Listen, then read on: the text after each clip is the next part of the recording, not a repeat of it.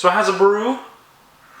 I'm finally getting back into the swing of tech news and shit. So WWDC happened, as well as obviously Google I/O a week or two ago, and also now E3 coming up, which will be like next week. And there's a few other bits and pieces coming up. There's also going to be a brand new Xbox released in July, which may or may not have a press conference attached to it.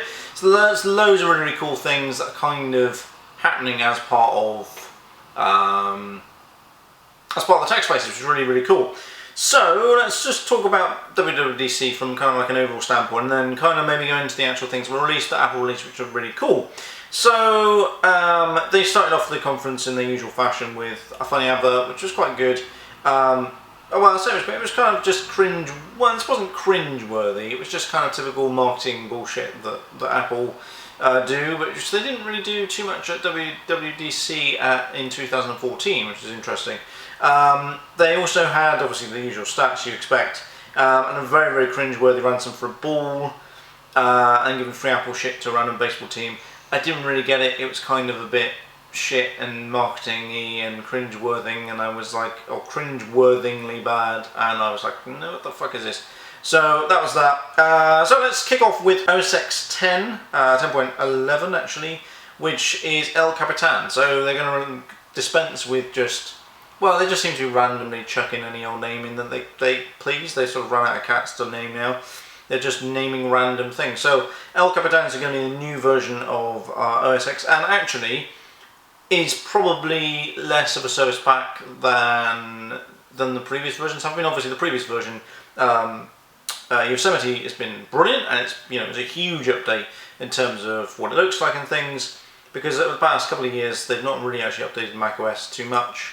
And so pretty much since they've released it for free, it's just really been kind of a service pack as opposed to an actual, real new, brand new OS. So one of the key features from that, which they kicked off with, was being able to mute audio within tabs. So you can just got like an instant mute all button if some random tab decides to play music. This is certainly true when you go into like Financial Times, for instance. Like they seem to do a lot. Well, it'll play like a video, like an advertising video, which will then start playing the actual noise straight away.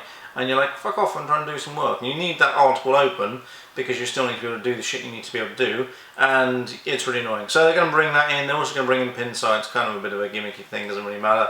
They're basically like, well, I suppose they're like pin sites are on Google Chrome and Internet Explorer and Firefox and Opera and every single thing ever.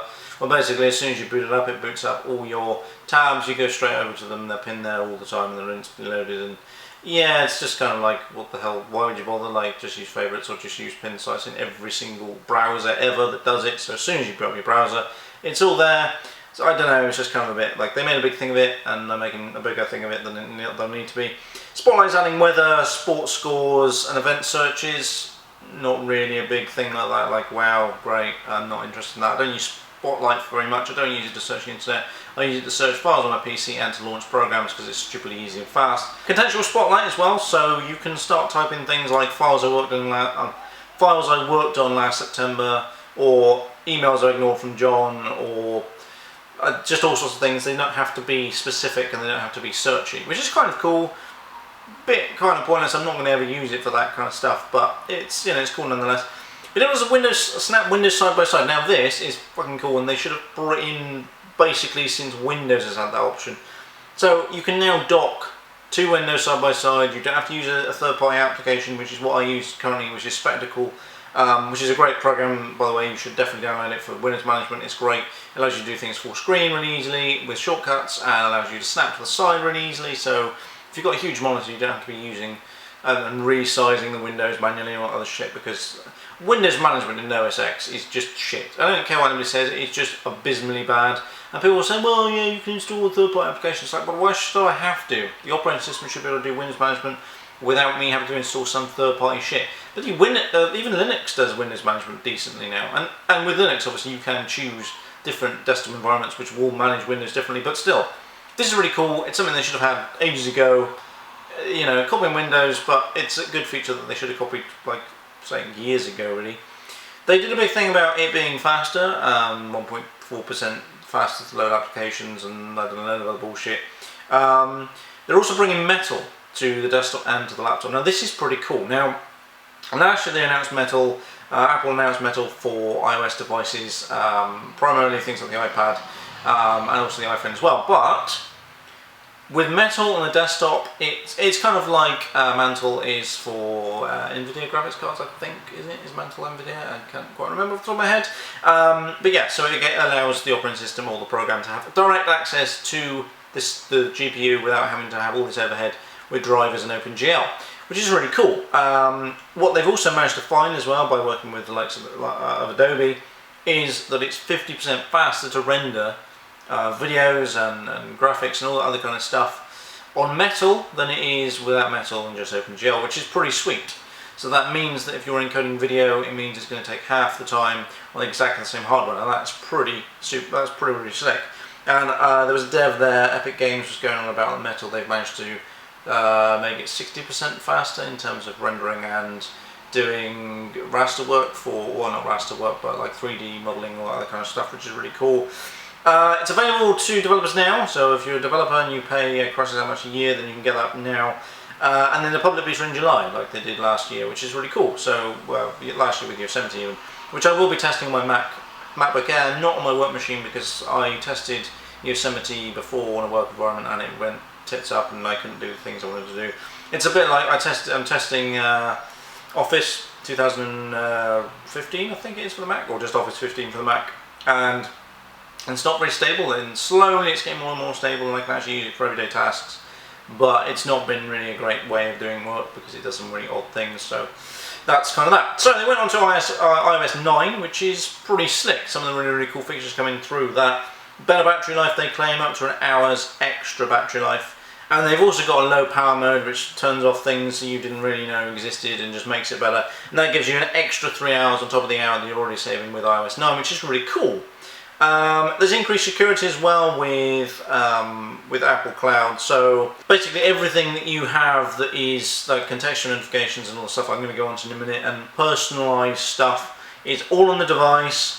It's all anonymous, so anytime it calls out to a third party, it is all anonymous. They're not getting any of your personal information, which is great, and there is no third party access to personal information, which is fantastic. I think they're kind of trying to push this home because of things like the NSA stuff that came along, and the fact Google are doing it, Microsoft are doing it, pretty much every big vendor at the moment is pushing that, private security. Basically, it's non-hackable. You couldn't even, if you compromise Apple servers, it doesn't matter because there's no data on there.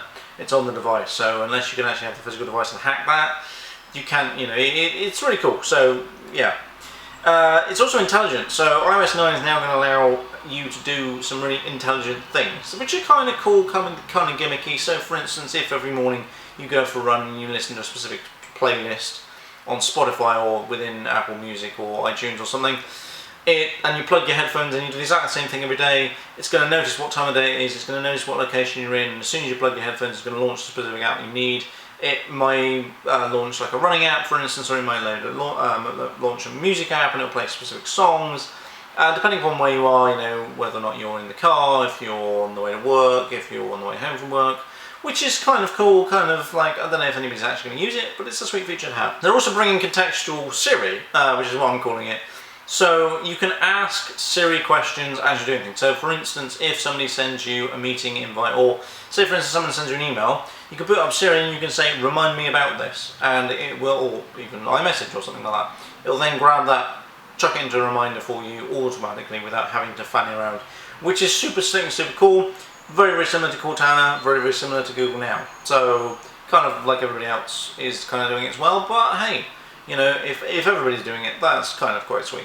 When somebody calls you and you don't know what the phone number is, it'll search through your emails and try and figure out, make estimate, or sort of guesstimate as to who it could be, and then it'll put down below, it'll still show that long number, and it'll put down below, this could be so-and-so, which is kind of quite sweet, I guess, if like someone's ringing from a home number and you know them personally, and they just so happen to have their landline in their email signature, I guess, which is kind of cool. It's kind of like, well, it would be handy, I guess. I guess Google probably will do something similar in future because they've got the ability to search all your email quite easily, which is, yeah, super sweet. New API for search for developers, and this is really, really cool. So it allows you to embed Spotlight searches within your app. So whether or not that's Airbnb, whether or not that's ESPN, well, that's BBC iPlayer. So everything that's in your app can be searchable within Spotlight, which is super cool, super slick. And yeah, so say for instance you have the Gmail app installed because you don't want to use the shitty mail app that's installed on your iPad or your iPhone. You can use Spotlight to actually search Gmail, the Gmail app, or any other app for that matter. So that's really cool. So if you had like my SMS installed or WhatsApp or anything like that, you can embed that kind of shit into the app, which is super, super sweet. And they're also having reduced space for updates. Now this is really cool. So they managed to stop users having to have 4 GB of free space and bringing it down to just over 1 meg. 1 meg? Bloody hell, 1 meg, that'd be amazing. 1 gig, which is super cool because a lot of people moaning about that. If you've got a 16 gig iPad which is full of movies, you've got to delete a load of shit just to download an update, which actually is not that big at all. It's only like a gig if that, and then you have to have like 4 gigs for it to expand itself and update and all the other shit. So they've reduced that. There's going to be a replay kit for recording video and sharing game footage. This is for developers, so this is really cool. So it allows you to kind of do a bit of like the Xbox kind of replay stuff and all the other funky things that most of the consoles are doing now. Whether or not people will use it to share shit, I don't know, because if you're on an iPhone you're not going to be gaming heavily. I don't know. In terms of iPad specific stuff, this is really where things get fucking insane, and this is where things are looking like they're going to all be the same kind of thing. So they're going to add copy, paste and cut to the iPad keyboard. So where you've got the 3-word suggestions like you have with SwiftKey, they're going to add copy, paste and all other kind of like formatting tools within the keyboard, which is super cool for things like Word, for instance, or Excel, or the Notes app, or for mail or anything like that, which is super slick. 2-finger trackpad cursor on iPad, and this is fucking cool. So if you are in a Word document, you use 2 fingers, you scroll it about, and you will then be able to select the cursor then moves around to different bits of text to that specific point, which is really, really cool, especially using things like a keyboard, which is super slick. There's also going to be app switching shortcuts for the keyboard, so if you plug a keyboard in you can have app switching like you would have on a Mac, and it has pretty much the same interface as when you switch between Mac applications, apart from obviously not the dashboard which you currently get. Is it dashboard or whatever that funky thing that comes up when you...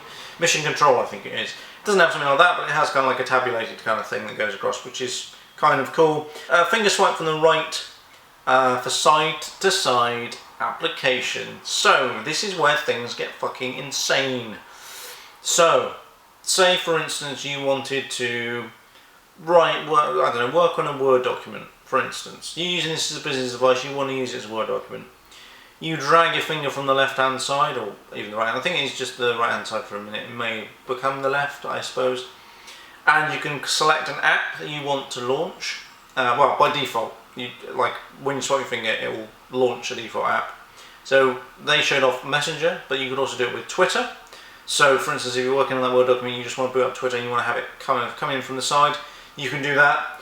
And one of the funky things is not only can you swipe it from the side, but you can dock it. So you can have a split screen view with 2 separate apps, which is fucking amazing. This is something that should be on every single tablet ever, because tablets and laptops are merging together. They're not... Tablets are like a thing that exists, but they're really a third screen. They're a second screen. They're an addition to your laptop. They're an addition to your PC. They're an addition to your console. They're an addition to your TV. They're an addition to your phone. They're not a primary device for people to access the internet on. People still mostly access the internet on these devices, mobile phones, well, smartphones. They are decreasingly accessing them on PCs, laptops, desktops. They certainly still do in the workplace, but in terms of consumers consuming content and looking at stuff, it's mostly through the mobile. So this is super cool because it means that businesses can actually invest heavily in tablets, and they can still be powerful business tools that allow a split screen view. This is super cool, and it also means that iOS and macOS will become one thing eventually. This is where, I'd said this ages ago and I will say it again today, this is what will happen. We will see that bridging gap. You've seen it with Windows, we've seen it with kind of Linux. They tried to do it, it didn't really work so well. We're seeing it with how Microsoft's doing their entire suite of products, Xbox, Windows, both Windows on the desktop, Windows on a tablet, Windows Mobile, for instance. It's all that one unified interface across the thing, and Apple, if they do this fucking right, will get it squared away and it will be really cool. So that is super, super cool. You can also have picture-in-picture, which is fantastic. So you can be watching something on ESPN, for instance, or NHL, or any other app that allows you to stream video.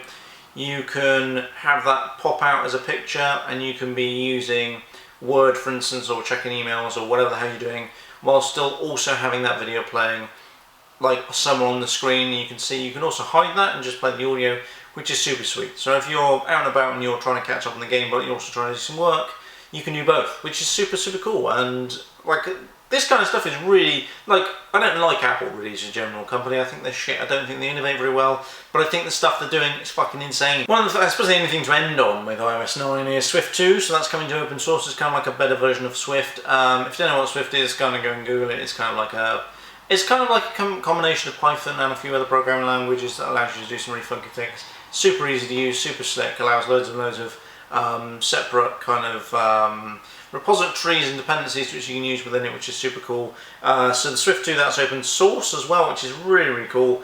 I don't know, it kind of depends, like, oh yeah, it's open source, but I don't know if that's necessarily going to make any difference, because obviously nobody else but Apple are going to be developing for it. So it's kind of like, well yeah, it's open source, which people can criticise and ridicule. It doesn't really matter. I mean, it is coming to every single platform, so Linux, Windows and Mac as well, so you can use it to program on all those kinds of areas, which is super cool.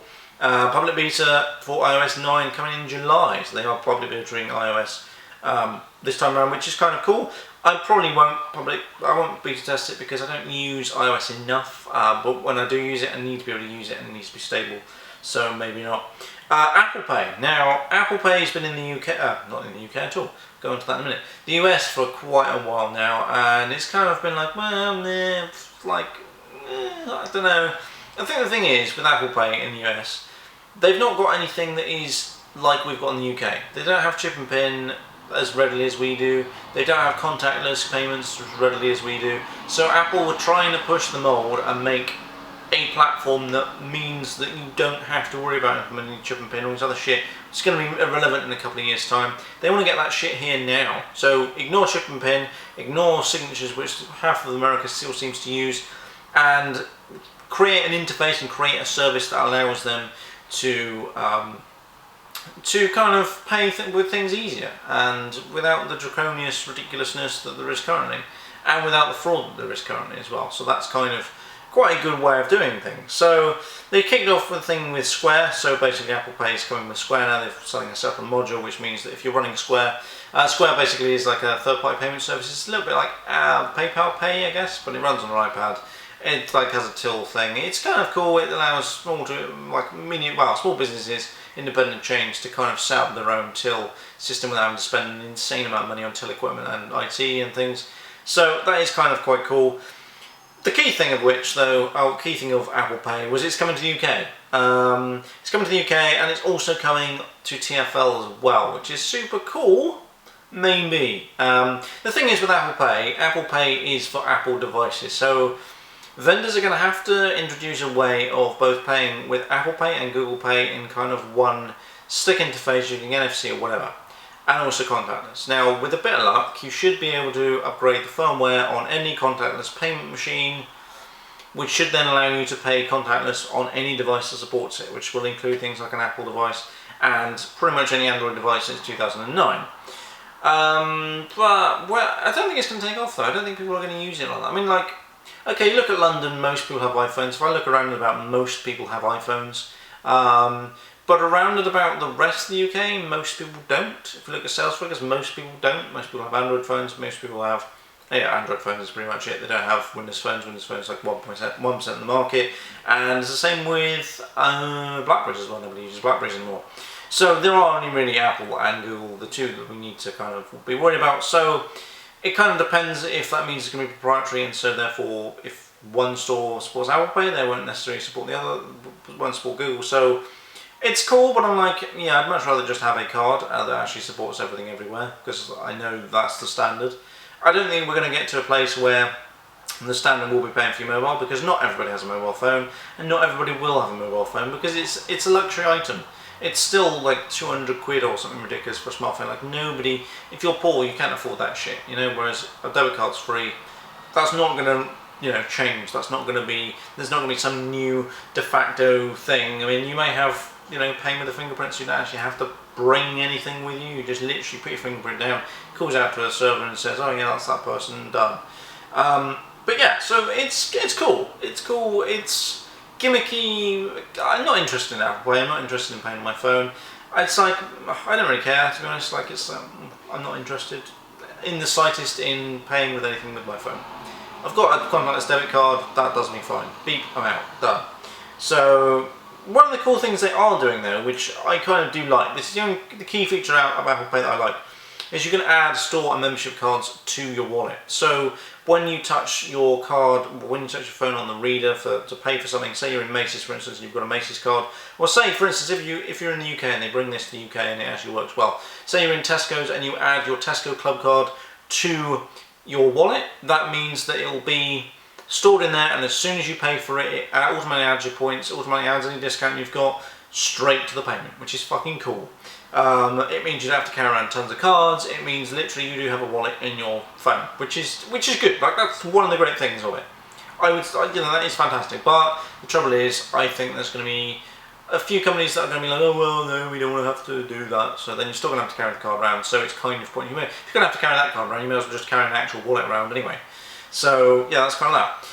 They're also renaming Passbook to just Wallet. So Passbook was the thing where you could have flights and tickets and all that other shit in kind of like a funky interface. They're now just rebranding that just to Wallet because they want to have your phone as an actual wallet. They're bringing improved native apps just across the board. So there's coming a new Notes app, which includes formatting, being able to add images, easy checklists, and also being able to add links and them to be funkier looking, I guess, which is kind of cool.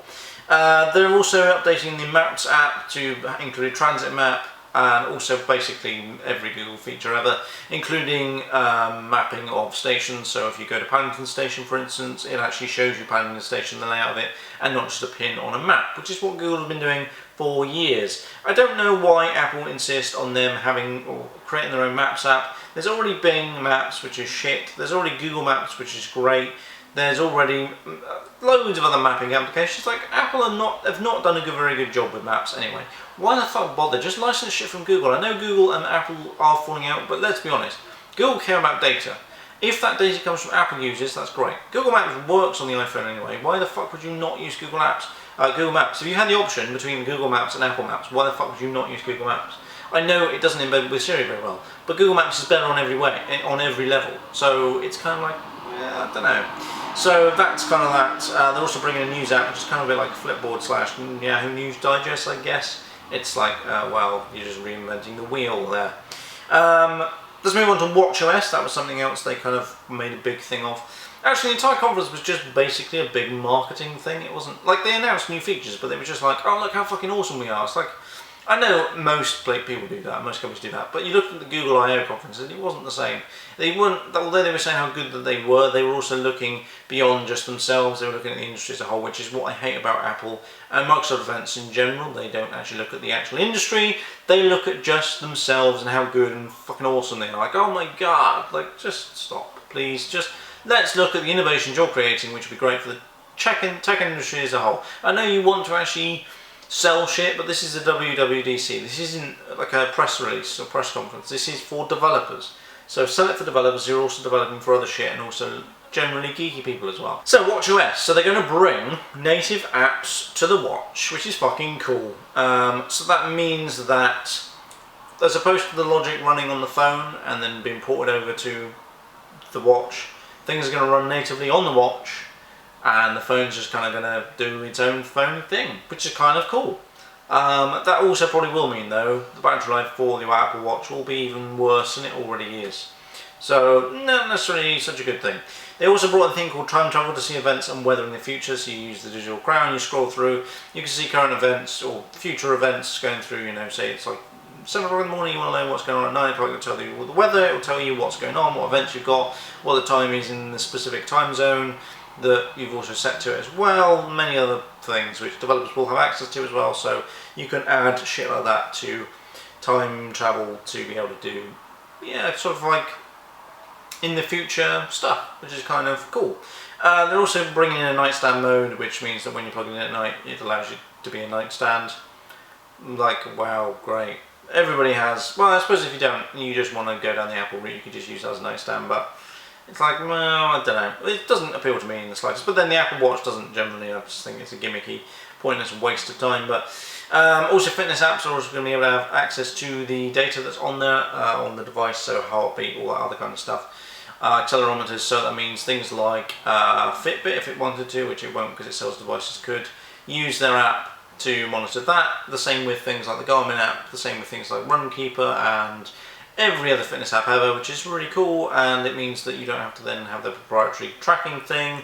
You can just pay for the app, and then you can use the Apple Watch to kind of measure your distance and time spent doing exercise, for instance. The new version of watchOS is also going to support fitness apps, Wallet and Apple Pay, which is kind of cool. Also, transit maps are also going to come to the watch as well, so you can have the same sort of notifications on how do I get to so and so. On that, there's also Siri HomeKit commands which you can do on the watch, which is kind of cool. And also you can connect to the Wi-Fi without the phone, so that you can get notifications and shit through that without directly being accessible to the phone. This is particularly important if you decide that you want to go to the loo. That's maybe a bad example. Let's say you left your phone at your desk because you needed to charge it and you need to go somewhere else. It was out of range of your phone. Then you could just use public access Wi-Fi or Wi-Fi to basically connect it to the internet and still get notifications for shit and reply to shit, which is kind of a good idea. To end with the watchOS update, the extra features are now available to developers. So things like the microphone and digital crown control are all accessible now to developers. So if they want to develop an app for the watch, they can do, and it'll have access to the things that it needs to, which is kind of super slick. So to end on, which is actually, this isn't going on for too long. I thought this was going to be an hour long video, but we're up to about an hour, like half an hour at the moment. By the time I cut this down, it'll probably be a little bit less than that, but that's not too bad, because I was expecting myself to talk a lot more than that. So, but this may basically shoot it over the edge. Apple announced Apple Music. Now, this kind of came along, I was like, what you're doing here is you're combining a few things that already exist, and probably doing quite a bad job at it. So they released this thing called Apple Music, and which is basically Spotify, pretty much. In a nutshell, Apple Music is Spotify. So it takes some of the songs from iTunes, not all of them. I think most of the songs on iTunes you can stream through Apple Music, but it takes a subset of the songs, which means you can stream it, aka Spotify. They're creating a new radio station called Beats One, using the Beats brand. They've got Zane Lowe in there, they've got a few other people in there I've never heard of. That's kind of cool, like I like that idea. 24/7, 365 internet radio station, which is proper internet radio in terms of like it's got no one location, no one physical location, etc, etc. However, people have done it in the past before. There's radio stations that exist like that, they've been and gone, and yeah, it's kind of. I don't think anybody's actually going to listen to it that much. I think they might do for Zane Lowe, because Zane Lowe is a legend, but generally I don't know. But ignoring the radio station element for a minute, they're also bringing in an element called Connect, which is part of Apple Music, which basically is allowing artists to have fan connections. They can share lyrics, they can share images, they can share remixes, they can share updates with their fans about all sorts of stuff. It's kind of like Twitter and Facebook and Pinterest all combined into one thing. And just because, I don't know why, like, there's no point, because you look at Twitter anyway, and you look at Twitter and you scroll through and you see what your favourite artists are doing anyway. So there's no need to be like, there's no need to have an extra thing to actually basically just report on the news. If you're a music guy or a music person, you already check the blogs for the latest and greatest music, you already check your Twitter feeds and Facebook posts for all that kind of shit. The only thing that's different, I guess, is that the artist can actually post shit directly to there without having to worry about posting it everywhere else. Which is kind of a good idea, but for fans I don't think it's going to make an ounce of difference, to be honest. I mean, certainly it's not going to make an ounce of difference to me. I'm not a huge music guy, I do like good music, I like discovering really good music, but I'm not one of these kinds of people that goes, I'm really heavy into one specific band and one specific genre of music. It is going to have Android support though, so Apple Music is going to have Android support, and obviously iOS support. I don't know why I said and obviously the Mac as well. I don't know why I said that either. But obviously it was going to be on them. It's going to be available on June 30th, so not long away at all. starting at $9.99 a month. First 3 months are free, which is pretty cool, which means that a lot of people can actually try it out for a long time, which is super cool. And $14.99 a month for up to 6 family members, which is super cool. I don't know, like it's cheap, but it's like, yeah, I don't know. Like it's a good idea. I think it's a really good idea. But something tells me that if you had like a family, generally families don't have the same kind of device anyway. I guess it depends. I mean, if you're a white middle class, kid, then yeah, you're all gonna have iPhones, and probably mum's gonna have an iPhone and a Mac, and you're gonna have Apple everything. So it might be worth it, but I suppose if it supports Android as well, it would be cheaper than going down the Spotify route.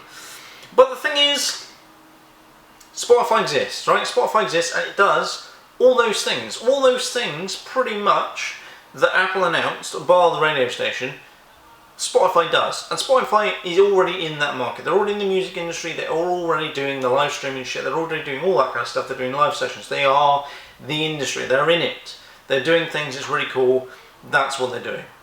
And Apple are coming along and saying, oh yeah, this is great, we can impart this. But unless you're an Apple person, you're not going to buy into it. I'm going to keep Spotify, and even if you are an Apple person, if you're already paying for Spotify and all your music is there and all your favourites are there and everything is there and you already use the app and you pay for it, what's the point of changing? It's cheaper, well I don't know, actually depends on when they convert this to UK pounds. It may end up being a tenner a month, which is more expensive than Spotify, because I think Spotify currently is, well, the one version I pay for, I think it's like £6.50 a month. I can't remember how much it is now, because I pay for the full version. But it's so worth it, But Spotify does a lot of the stuff that artists can do with Apple Music. So they can post updates, they can post when albums are going live, you can post links to your store to get official merchandise, you can post links to, well, when the next events are and things like that, so when your next concert's coming up, all that other shit. So it's kind of like Apple have decided that they want to kind of combine a few streaming services and do their own thing, but it's like, unless you're going to offer something that is really unique, which they're not, it's kind of like pointless. I mean, fair enough. Offer a service that does iTunes streaming. Great, fantastic. That's brilliant. But why introduce extra features which people don't want? Well, I don't know. I say people don't want. I don't particularly want it. Will other people want it? I don't know. I don't think it's going to be a huge thing. It's not going to take off. It's certainly not going to take off like Beats Audio did. It's not going to take off like, what was that other thing that came and went? Tidal, which came disappeared. It's it's not going to be anything like that. On the plus side, it is going to be supporting local independent artists. So it's for everybody. It's for the national artists, it's for the kids in the bedrooms mixing their own shit, it's for the London urbanite teenagers that are going out mixing their own grime tracks, all that other shit. That kind of sounded like really stereotypical of me to say like, oh yes, of course, but these urban kids which are in Bromley, South or somewhere. Well, actually, I don't know. I've never been to Bromley actually. To be fair, those kinds of people probably would live here, which is Elephant and Castle / Southwark / Peckham. That kind of stuff would probably happen here, I guess. But anyway, besides the point. Stereotypes aside, it's cool that they're supporting everybody, which is kind of what you want. I want that shit. I want everybody to be able to actually do their own stuff. From any standpoint, any size, which is super cool. I think that's pretty much it. I've got nothing really else to impart onto it. There's there are some really cool things happening, especially with iOS. iOS is really fucking slick. El Capitan is like, well, I do like the fact they're introducing metal. That's super cool. That'd be super cool for gaming. Although most people don't game on Macs, so like if you have a Mac, you don't game on it because it's just a Mac. So it's not really necessarily something that is good for gaming, but certainly for video editing, video rendering and all other stuff, it'll be amazing for... I've actually started using my work Mac for video editing because I don't currently have a desktop here and I don't have a desk either, so I video edit on my Mac at work, and I still don't like the fact that there's so many idiosyncrasies with macOS that I can't really use it properly on a day-to-day basis. I do use it on a day-to-day basis, but it's annoying. There's some things I want to be able to do which I can't do. When I go back to Windows, I'm like, this is better, because A, I know it, like the back of my hand, and B, it just does the things you want it to do without having to use a third-party application, without having to try and learn how to do it, or try to do some weird way of actually doing the shit you need to do. So, in terms of like a video editing standpoint, it'll be really cool with Metal when Metal comes along. Will I switch everything to Mac for video editing? Probably not.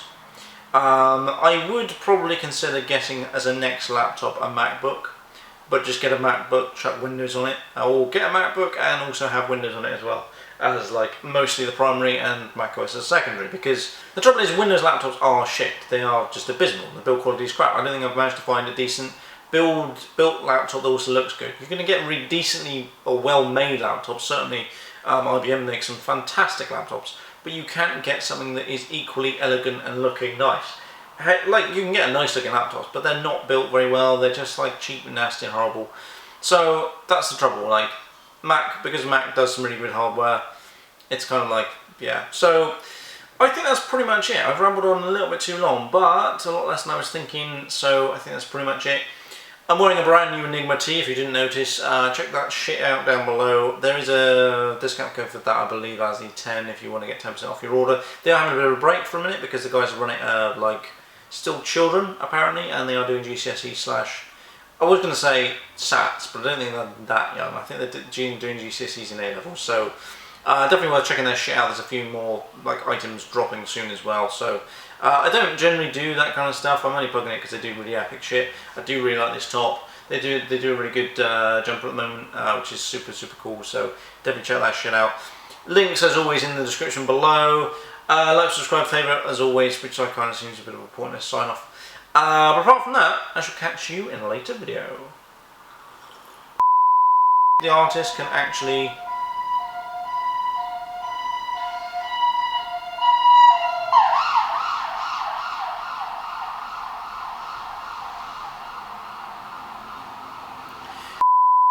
but I think the stuff they're doing is fucking insane.